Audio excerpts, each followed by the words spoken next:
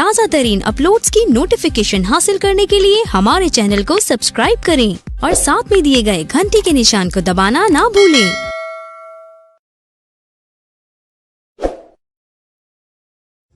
श्री बृहस्पतिवार की व्रत की विधि। इस दिन बृहस्पतेश्वर महादेव जी की पूजा होती है। दिन में एक समय ही भोजन करें, पीले वस्त्र धारण करें, पीले पुष्पों को धारण करें। भोजन भी चने की दाल का होना चाहिए, नमक नहीं खाना चाहिए। पीले रंग का फूल, चने की दाल, पीले कपड़े तथा पीले चंदन से पूजा करनी चाहिए। पूजन के पश्चात कथा सुननी चाहिए।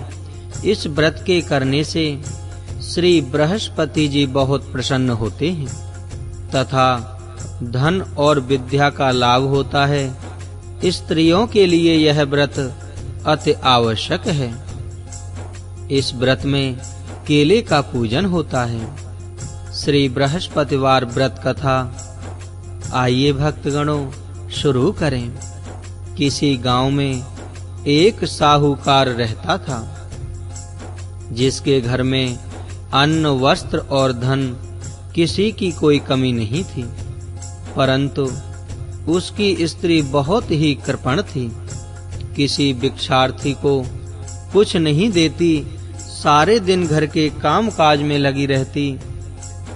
एक समय एक साधु महात्मा श्री बृहस्पतिवार के दिन उसके द्वार पर आए और भिक्षा की याचना की। स्त्री उस समय घर के आंगन को लीप रही थी। इस कारण साधु महाराज से कहने लगी कि महाराज, इस समय तो मैं घर लीप रही हूँ, आपको कुछ नहीं दे सकती, फिर किसी अवकाश के दिन आना। साधु महात्मा खाली हाथ चले गए। कुछ दिन के पश्चात वही साधु महाराज आए, उसी तरह भिक्षा मांगी। साहूकारनी उस समय लड़के को खिला रही थी। कहने लगी, महाराज मैं क्या करूं, अवकाश नहीं है, इसलिए आपको भिक्षा नहीं दे सकती। तीसरी बार महात्मा आए तो उसने उन्हें उसी तरह से टालना चाहा, परंतु महात्मा जी कहने लगे कि यदि तुमको बिल्कुल ही अवकाश हो जाए तो मुझको भिक्षा दोगी। साहूकारनी कहने लगी कि हाँ महाराज, यदि ऐसा हो जाए तो आपकी बड़ी कृपा होगी। साधु महाराज जी कहने लगे कि अच्छा, मैं एक उपाय बताता हूँ। तुम बृहस्पतिवार को दिन चढ़ने पर उठो और सारे घर में झाड़ू लगाकर कूड़ा एक कोने में जमा करके रख दो। घर में चौका इत्यादि मत लगाओ। फिर स्नान आदि करके घर वालों से कह दो उस दिन सब हजामत अवश्य बनवाएं। रसोई बनवाकर चूल्हे के पीछे रखा करो, सामने कभी ना रखो। सायंकाल को अंधेरा होने के बाद दीपक जलाया करो तथा श्री बृहस्पतिवार को पीले वस्त्र मत धारण करो। न पीले रंग की चीजों का भोजन करो। यदि ऐसा करोगी तो तुमको घर का कोई काम-काज नहीं करना पड़ेगा। साहूकारनी ने ऐसा ही किया। सज्जनों, बृहस्पतिवार को दिन चढ़े उठी, झाड़ू लगाकर कूड़े को घर में जमा कर दिया। पुरुषों ने हजामत बनवाई, भोजन बनवाकर चूल्हे के पीछे रखा। वह सब बृहस्पतिवारों को ऐसा ही करती रही। अब कुछ काल बाद उसके घर में खाने को दाना न रहा। थोड़े दिनों में महात्मा फिर आए और भिक्षा मांगी, परंतु सेठानी ने कहा, महाराज मेरे घर में खाने को अन्न नहीं है, आपको क्या दे सकती हूँ। तब महात्मा ने कहा कि जब तुम्हारे घर में सब कुछ था तब भी तुम कुछ नहीं देती थी, अब पूरा पूरा अवकाश है तब भी कुछ नहीं दे रही हो। तुम क्या चाहती हो वह कहो। तब सेठानी ने हाथ जोड़कर प्रार्थना की, महाराज अब कोई ऐसा उपाय बताओ कि मेरे पहले जैसा धन धान्य हो जाए। अब मैं प्रतिज्ञा करती हूँ कि अश्व और अवश्यमेव जैसा आप कहेंगे वैसा ही करूँगी।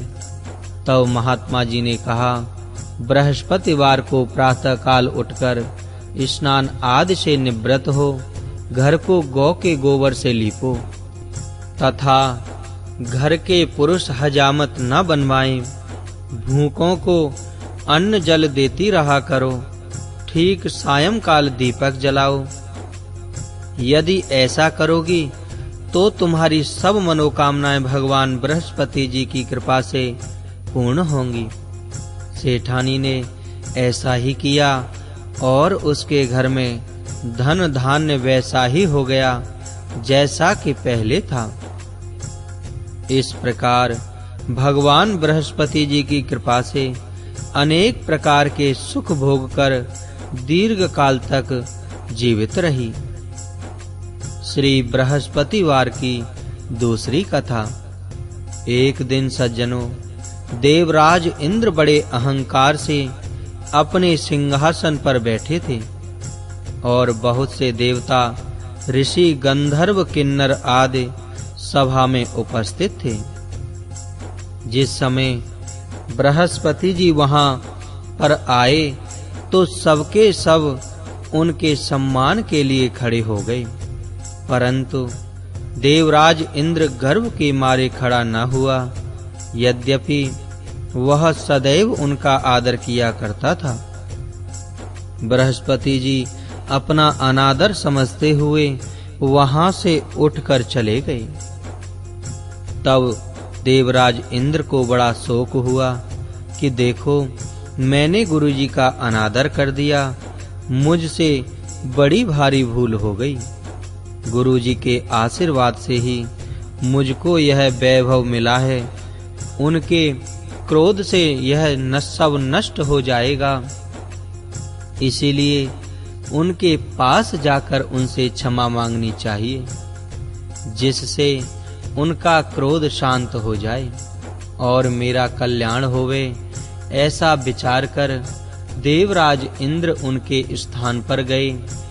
जब श्री बृहस्पति जी ने अपने योग बल से यह जान लिया कि इंद्र क्षमा मांगने के लिए यहाँ आ रहा है, तब क्रोधवश उससे भेंट करना उचित न समझकर अंतर ध्यान हो गए। जब देवराज इंद्र ने गुरु बृहस्पति जी को घर पर न देखा, तब निराश होकर लौट आए। जब दैत्यों के राजा वृषवर्मा को यह समाचार विदित हुआ, तो उसने अपने गुरु शुक्राचार्य जी की आज्ञा से इंद्रपुरी को चारों तरफ से घेर लिया। गुरु की कृपा न होने के कारण देवता हारने व मार खाने लगे। तब उन्होंने परमपिता ब्रह्मा जी को विनय पूर्वक सब वृतांत सुनाया और कहा कि महाराज, दैत्यों से किसी प्रकार बचाइए। तब परमपिता ब्रह्मा जी कहने लगे कि तुमने बड़ा अपराध किया है, जो गुरुदेव को क्रोधित कर अब तुम्हारा कल्याण इसी में हो सकता है कि त्वष्टा ब्राह्मण का पुत्र विश्वरूपा बड़ा तपस्वी और ज्ञानी है, उसे अपना पुरोहित बनाओ तो तुम्हारा कल्याण हो सकता है। यह वचन सुनते ही देवराज इंद्र त्वष्टा के पास गए और बड़े विनीत भाव से त्वष्टा से कहने लगे कि आप हमारे पुरोहित बनिए, जिससे हमारा कल्याण हो। तब त्वष्टा ने उत्तर दिया कि पुरोहित बनने से तपोबल घट जाता है, परंतु तुम बहुत विनती करते हो, इसीलिए मेरा पुत्र विश्वरूपा पुरोहित बनकर तुम्हारी रक्षा करेगा। विश्वरूपा ने पिता की आज्ञा से पुरोहित बनकर ऐसा यत्न किया कि हरि इच्छा से देवराज इंद्र वृषवर्मा को युद्ध में जीतकर अपने इंद्र आसन पर स्थित हुआ। विश्वरूपा के 3 मुख थे। एक मुख से वह सोमपल्ली लता का रस निकाल पीते थे, दूसरे मुख से वह मदिरा पीते और तीसरे मुख से अन्न आदि भोजन करते। देवराज इंद्र ने कुछ दिनों उपरांत कहा कि मैं आपकी कृपा से यज्ञ करना चाहता हूँ। जब विश्वरूपा की आज्ञा अनुसार यज्ञ प्रारंभ हो गया, तब एक दैत्य ने विश्वरूपा से कहा कि तुम्हारी माता दैत्य की कन्या है, इस कारण हमारे कल्याण के निमित्त एक आहुति दैत्यों के नाम पर भी दे दिया करो। तो अति उत्तम बात है। विश्वरूपा उस दैत्य का कहा मानकर आहुति देते समय दैत्य नाम भी धीरे से लेने लगा। इसी कारण यज्ञ करने से देवताओं का तेज नहीं बढ़ा। देवराज इंद्र ने यह वृतांत जानते ही क्रोधित होकर विश्वरूपा के 3 सर काट डाले। मद्यपान करने से भंवरा, सोमपल्ली पीने से कबूतर और अन्न खाने से मुख से तीतर बन गया। विश्वरूपा के मरते ही देवराज इंद्र का स्वरूप ब्रह्म हत्या के प्रभाव से बदल गया। देवताओं के 1 वर्ष पश्चाताप करने पर ब्रह्म हत्या का वह पाप न छूटा, तो सब देवताओं के प्रार्थना करने पर परम पिता ब्रह्मा जी गुरु बृहस्पति जी के सहित वहां आए। उस ब्रह्म हत्या के 4 भाग किए, उनमें से 1 भाग पृथ्वी को दिया। इसी कारण कहीं-कहीं धरती ऊंची नीची और बीज बोने के लायक भी नहीं होती। साथ ही परम पिता ब्रह्मा जी ने यह वरदान दिया, जहां पृथ्वी में गड्ढा होगा, कुछ समय पाकर स्वयं भर जाएगा। दूसरा वृक्षों को दिया, जिससे उनमें से गोंद बनकर बहता है। इस कारण गूगल के अतिरिक्त सब गोंद अशुद्ध समझे जाते हैं। वृक्षों को यह वरदान दिया कि ऊपर से सूख जाने पर जड़ फिर फूट जाती है। तीसरा भाग स्त्रियों को दिया। इसी कारण स्त्रियां हर महीने रजस्वला होकर पहले दिन चांडालिनी, दूसरे दिन ब्रह्मघातिनी, तीसरे दिन धोबिन के समान रहकर चौथे दिन शुद्ध होती हैं और संतान प्राप्ति का उनको वरदान दिया। चौथा भाग जल को दिया, जिससे फैन और शिवाल आदि जल के ऊपर आ जाते हैं। जल को यह वरदान मिला कि जिस चीज में डाला जाएगा वह बोझ में बढ़ पाएगी। इस प्रकार देवराज इंद्र को ब्रह्म हत्या के पाप से मुक्त किया। जो मनुष्य इस कथा को पढ़ता या सुनता है सज्जनों, उसके सब पाप भगवान बृहस्पति जी महाराज की कृपा से नष्ट हो जाते हैं। बोलो बृहस्पति भगवान की जय।